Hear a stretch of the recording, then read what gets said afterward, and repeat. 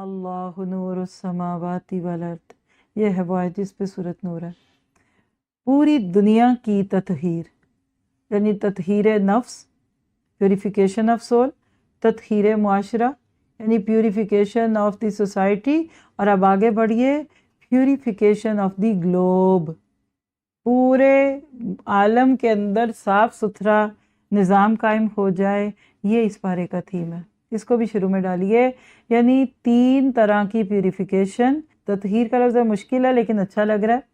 Purification of soul, purification of society, purification of the globe, ان کے بیچ میں ایرو ڈال دیں، یہ ہے اس پارے کا تھیم۔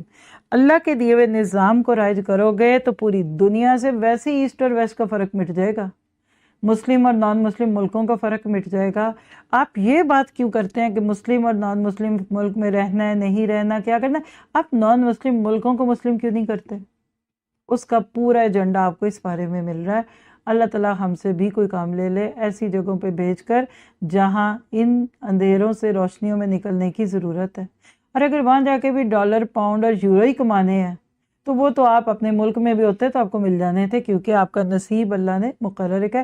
کرنسی ڈیفرنس ہے نا، روپوں میں ہوتے ہیں آپ کو لاکھوں کروڑوں ملنے تھے، وہاں جا کے چند 100 لیتے ہیں تو ہزاروں لاکھوں میں بدل جاتے ہیں۔ یہ چیز اگر ہم سمجھ جائیں نا، صرف روپے پیسے کی خاطر دنیا میں ادھر سے ادھر بھاگنا یہ ظلم ہوگا۔ یہ تو اپنے پر خود ہی ظلم ہے، جو چیز گھر سے ملنی تھی وہ ویسے گلی گلی پھر کے آپ ڈھونڈ رہے ہیں۔